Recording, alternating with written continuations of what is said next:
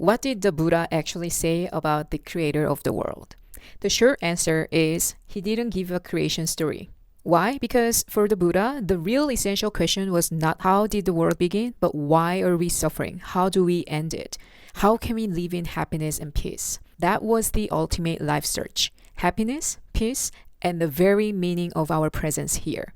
He taught something called dependent origination, which means everything arises due to causes and conditions, not because of a divine command. So knowing who made the world doesn't solve suffering, but knowing how suffering arises and how to end it does. Here's a picture. It's like asking who baked the cake while your house is on fire. The Buddha's advice? Put out the fire first, then worry about dessert. Or another metaphor he used, imagine you're shot with a poisoned arrow. Do you stop to ask what kind of wood the arrow is made of, who carved it, or whether the feathers are vegan, or do you just get it out?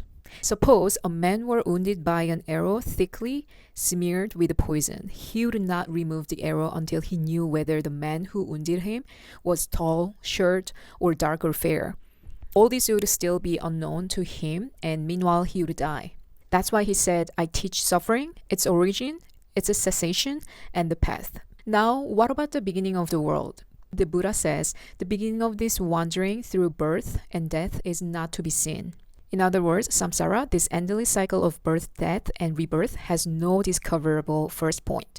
Instead of a one-time creation, he described the universe as a cyclic. There comes a time when this world contracts, and there comes a time when this world expands again. So think of it less like the Big Bang and more like Netflix with infinite seasons. There's no pilot episode, just reruns of expansion and collapse.